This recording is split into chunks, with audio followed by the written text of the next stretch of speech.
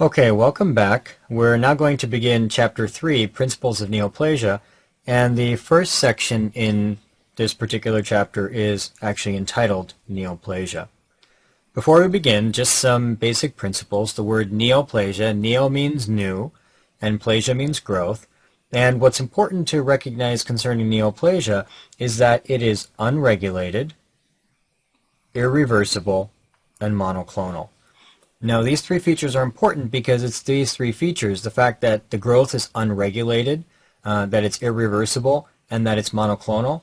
These three features help to distinguish neoplasia from hyperplasia or repair. Just as an example, hyperplasia, as you'll recall, occurred when there might be an increase in stress on an organ. For example, a woman becomes pregnant. The uterus, the smooth muscle of the uterine wall actually undergoes hyperplasia. However, hyperplasia is regulated. It's regulated by the physiology of the pregnancy. It's reversible. When the woman delivers, her uterus will again shrink down to normal size. And it's polyclonal. And by polyclonal, what we mean is that multiple cells produce daughter cells, which then subsequently results in the hyperplasia.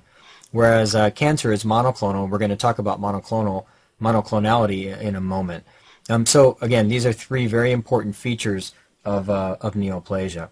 Now, as I mentioned just a moment ago, monoclonal refers to the fact that all the tumor cells actually arise from one single progenitor cell, one single mother cell or one single father cell. And that's what the term monoclonal means. So as I've stated here, the neoplastic cells are derived from a single mother cell.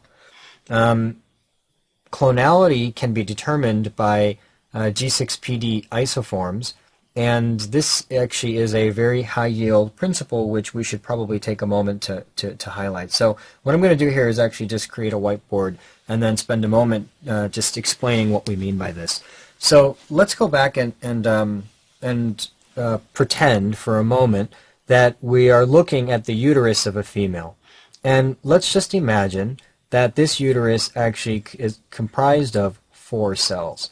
Now obviously the female uterus is not made up of 4 cells, but we can just imagine just for the purposes of illustration. One of the important enzymes that is present on the X chromosome in a female is G6PD. And I'm going to take a moment to remind you that G6PD is actually X-linked, and that there are multiple isoforms that exist across the population. So, for example, there may be a G6PD-A, a G6PD-B, a G6PD-C, a G6PD-D, etc. There are dozens of variants of these dozens of isoforms of G6PD. Now, any single female in the population will have only inherited one copy of G6PD, one isoform of G6PD from their mother, and one isoform of G6PD from their father. So let's pretend a woman inherits G6PD-A from the mother or the father, and G6PD-B from the other parent. So basically, each of the cells in that female, because she's got 2 X chromosomes and G6PD is X-linked, each of the cells in that female will express both G6PD-A and G6PD-B.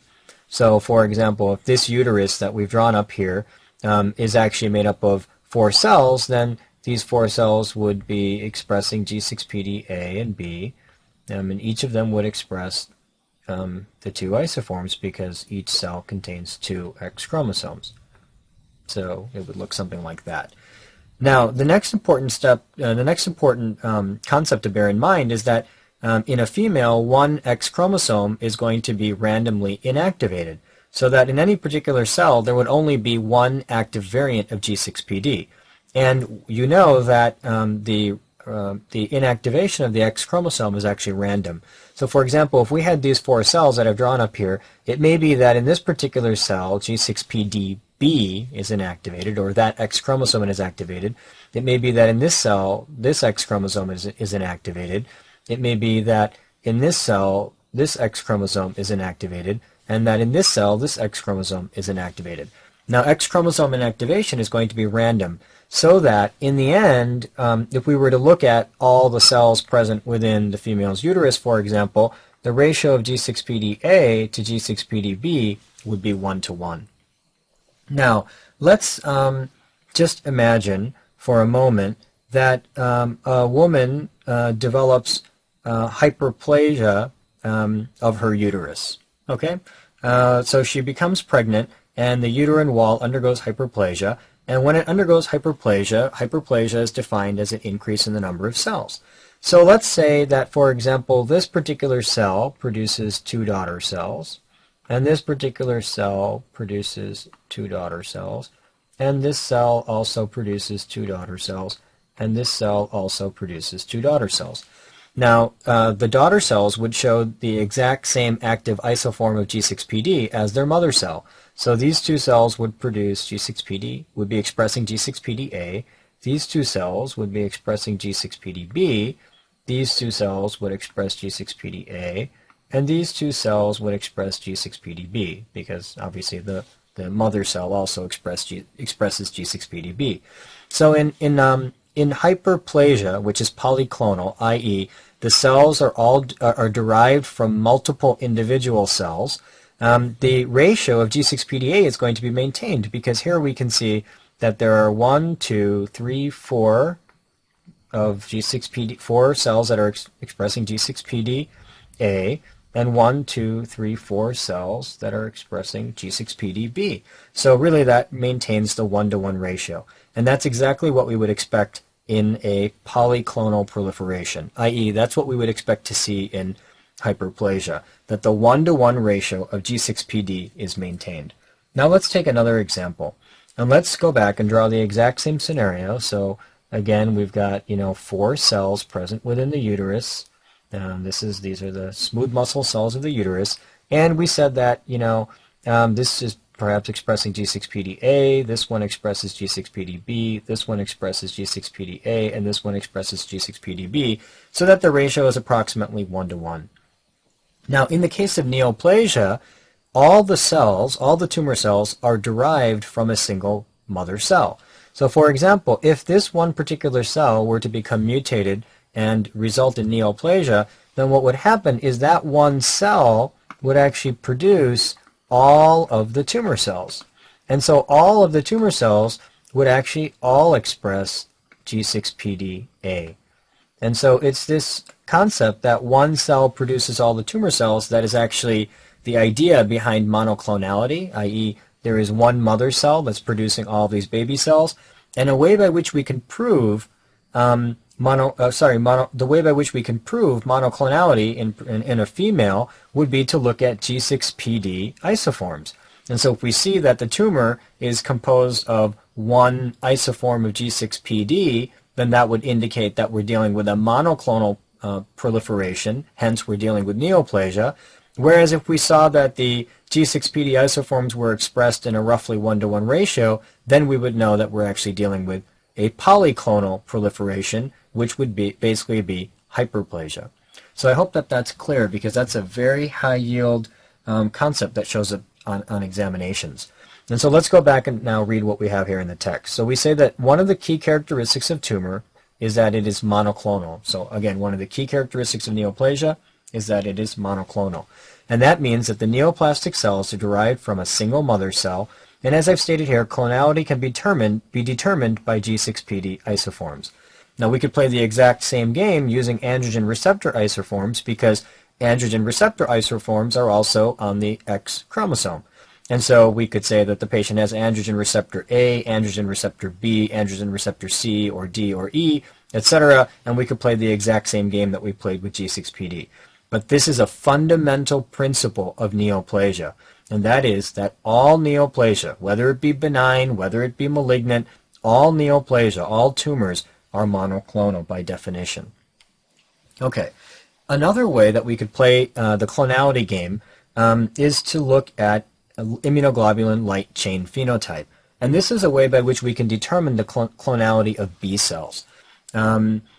This is high yield, and so it's worth taking a moment to understand the concept. Let's play the same game, but this time pretend that there is an individual, and we're looking at their lymph node.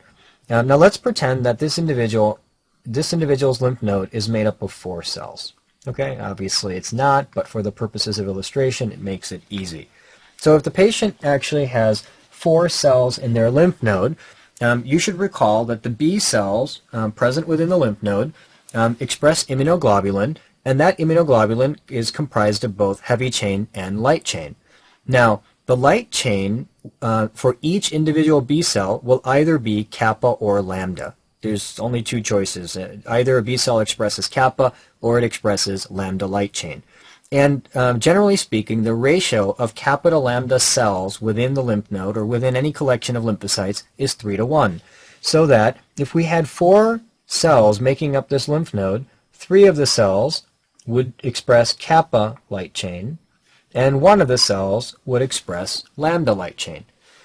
All right, now let's pretend that a patient gets an infection. And when they get an infection, what's going to happen is that they're going to get hyperplasia of the cells of the lymph node, because there's going to be a response to the infection, and the B cells are going to proliferate. And we know that when we get infections, that the lymph nodes become bigger. And so if the lymph node becomes bigger, we could ask the question, why is the lymph node bigger? What type of proliferation is occurring? And if there was an infection and the proliferation was due to hyperplasia, then what we would expect is that in hyperplasia, each of these cells would contribute, because it's polyclonal, each of these cells would contribute additional cells. So for example, if this is a kappa light chain B cell, then each of these cells is making additional cells. Let's just draw these here. And each of the additional cells is going to have the same light chain ratio of 3:1. And so, these 2 would be kappa, these 2 would be kappa, these 2 would be kappa, these would be lambda, and this would be lambda. And so the ratio here is 1, 2, 3, 4, 5, 6 to 2, which really is the same 3:1 ratio that we would expect to see in a normal lymph node. And again, that's because the proliferation in hyperplasia is polyclonal. And so one of the key features of a polyclonal proliferation is that the kappa to lambda ratio of immunoglobulin light chain would remain 3:1.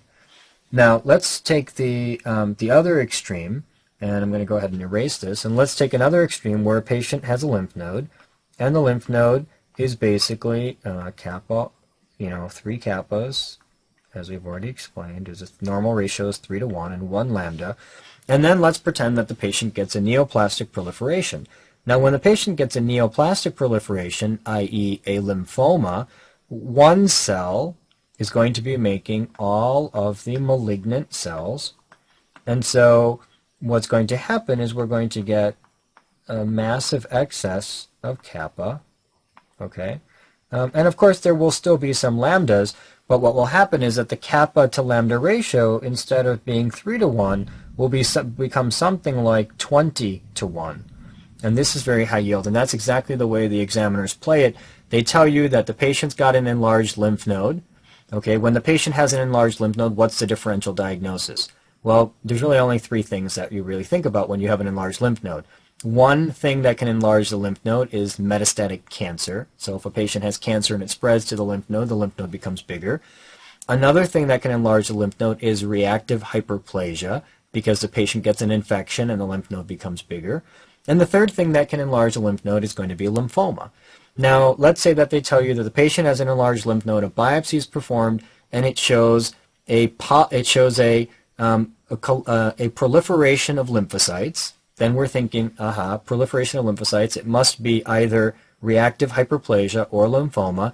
And then they'll tell you on an examination that the light chain is studied and the light chain ratio is 20:1. So once you hear that the light chain ratio is 20:1, you know that you're dealing with a monoclonal proliferation, and that monoclonal proliferation must then be a lymphoma, because that's really the only tumor that you can get within a lymph node. So I hope that that's clear, because that, again, is also high yield. So again, here's what I've stated in the book. In your text, the clonality of B cells is determined by immunoglobulin light chain phenotype. Okay, now Going back to a general principle, when we have neoplasia, neoplasia can be benign or it can be malignant. Let me make something very clear because sometimes this is misunderstood and it's missed on examinations as well. Both benign tumors or neoplasia and malignant tumors or neoplasia, both of these are monoclonal. Whether it be a benign tumor or it be a malignant tumor, neoplasia, generally speaking, is monoclonal. All right, so I want to highlight that point. Now, benign tumors, one of the key characteristics of benign tumors is that they tend to remain localized in the tissue in which they grow, and they absolutely do not metastasize. That's a key characteristic of benign tumors. Malignant tumors are also called cancer, and a characteristic of malignant tumors is that they invade locally, and they have the potential to metastasize. What do I mean by potential to metastasize? Meaning that in a subset of patients, those tumors will metastasize, but it doesn't need to metastasize in every single patient. So for example, if a woman has breast cancer and it's localized to the breast, if that cancer has the propensity to metastasize in patients, then we would still call it cancer even though it hasn't metastasized in that individual patient. So it simply has the potential to metastasize in any given patient. So again, this is another general principle concerning neoplasia. Now if we go a step further, we can go and given that we understand that tumors can be benign or malignant, we should then understand that tumors will have